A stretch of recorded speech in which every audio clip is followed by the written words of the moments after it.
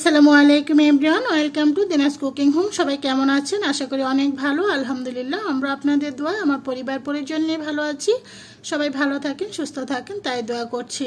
আজ আমি আপনাদের সাথে কোনো রকম রেসিপি বা ব্লগ কোনোটাই শেয়ার করছি না। আজ আমি আমার ডিপ ফ্রিজটাকে অল্প সময়ের মধ্যে কোনো রকম নাইফ ব্যবহার করা ছাড়াই আপনাদেরকে আমি আমার ডিপ ফ্রিজটা পরিষ্কার করে দেখাবো। দেখুন, আমার ডিপ ফ্রিজে কিন্তু প্রচুর বরফ জমে গিয়েছে।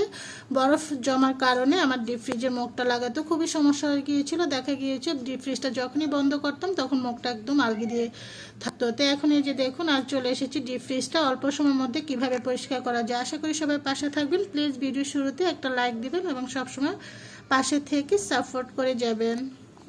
আপনাদেরকে দেখাচ্ছি বরফটা কিভাবে তাড়াতাড়ি করে পড়ে যাবে কোনো রকমের নাইফ ব্যবহার করা ছাড়াই।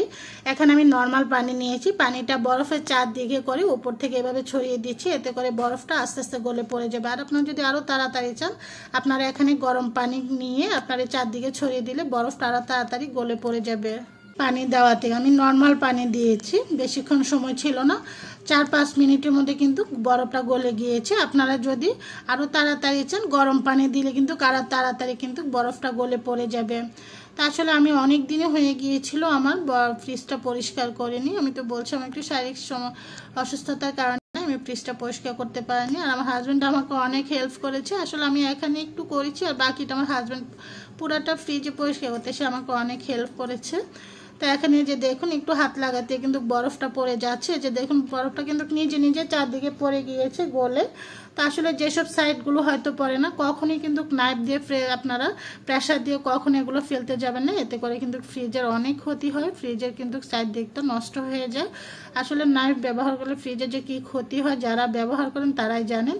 তো এই যে আমি একটা কাঠের প্যাচলার দিয়ে এভাবে করে যেগুলো পড়ছে না উপর থেকে গোড়া একটু প্রেস করছি কাঠের প্যাচলারটার মধ্যে, তখন পড়ে যাচ্ছে। এটা কিন্তু আমার হাজব্যান্ড আমাকে এই বুদ্ধিটা শিখিয়েছে।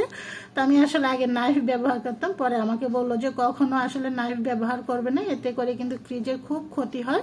তা আমাকে এরকম কাঠের প্যাচলাটা দিয়ে সে আমাকে দেখিয়ে দিয়েছে। এভাবে করে প্রেস করলে কিন্তু শক্ত বরফগুলো পড়ে যায়। তো এই জন্য আমার হাজব্যান্ডকে আমি অনেক অনেক ধন্যবাদ জানাচ্ছি। যে দেখুন, সবগুলো বরফও পড়ে গিয়েছে অল্প সময়ের মধ্যে। তো গরম পানি দিলে কিন্তু আরও তাড়াতাড়ি পড়ে যেত। তো এই যে দেখুন, এভাবে করে সবগুলো বরফ এক সাইড হয়ে গিয়েছে। আমাকে হেল্প করছে বরফগুলা উঠানোর জন্য। তো আসলে আমার ফ্রিজটা কিন্তু অনেক ডিপ, আমি হাত দিয়ে লাগল পাচ্ছিলাম না। পরে সে আমাকে বললো যে তুমি সরে যাও, আমি সবগুলো বরফ উঠিয়ে দিচ্ছি। তো এইভাবে করে সবগুলো বরফ আমার হাজব্যান্ড উঠিয়ে দিয়েছে, সেজন্য ওনাকে অনেক ধন্যবাদ। তো এইভাবে করে সবগুলো বরফে আস্তে আস্তে করে উঠিয়ে নেবে। যে দেখুন কি পরিমাণ বরফ জমেছে আমার ডিপ ফ্রিজের ভিতরে। তো এইভাবে করে সবগুলো বরফ এখন উঠিয়ে নিয়ে যাব।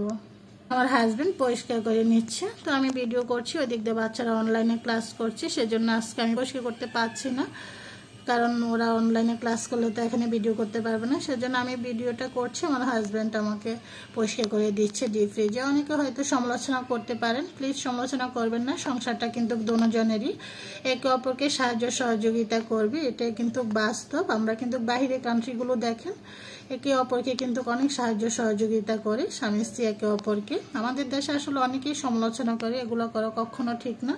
আমার হাজব্যান্ড আমাকে সব সময় সাংসারিক সব কিছুর ব্যাপারে আমাকে অনেক হেল্প করে, সব সময় সাপোর্ট করে যায়। যে কোনো কাজে কারবারে সে আমাকে অলওয়েজ সাপোর্ট করে যায়। উঠিয়ে দেখাচ্ছি আমার ডিপ ফ্রিজটা কতটা সুন্দর পরিষ্কার হয়ে গিয়েছে। আমার ফ্রিজগুলো আসলে প্রায় আজকে 15-16 বছর হবে আমার দুটো ফ্রিজই। তো যে দেখুন কতটা সুন্দর পরিষ্কার হয়ে গিয়েছে। আসলে যতটা চেষ্টা করি যতটা সম্ভব প্রত্যেকটা জিনিসই খুবই সুন্দর করে রাখার জন্য। তো এই যে দেখুন, আসলে যত্ন করলে রত্ন মিলে মানুষে বলে না, প্রত্যেকটা জিনিসের যতই পুরানো হোক না কেন, আমরা অনেকেই আছি বলে যে সেটা পুরানো হয়ে গেছে এটা ব্যবহার করে। আমার কাছে প্রত্যেকটা জিনিস অনেক মূল্যবান।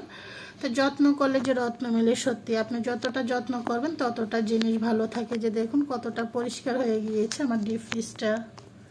এখন আমার ডিপ ফ্রিজটা পরিষ্কার হওয়ার পরে আমি একটু গুছিয়ে নিয়েছি। এখানে আমার অনেক কিছু আছে, টমেটো ফ্রোজেন করে রেখেছি, শীতের সবজি, মটরশুঁটি, তারপর আদার্স অনেক কিছু আমি গুছিয়ে রেখেছি। যে টুকিটাকি এটা সেটা আসলে আমাদের মহিলারা আমরা যেটা পাই চেষ্টা করি একটু রেখে দিতে। তা আশা করি সবারই ভালো লাগবে। আমি যেভাবে ফ্রিজটা পরিষ্কার করছি আপনার যদি ভালো লাগে আপনারা এইভাবে ট্রাই করতে পারেন। তা আজ এই পর্যন্তই ছিল। সবাই ভালো থাকেন, সুস্থ থাকেন, আল্লাহ হাফেজ।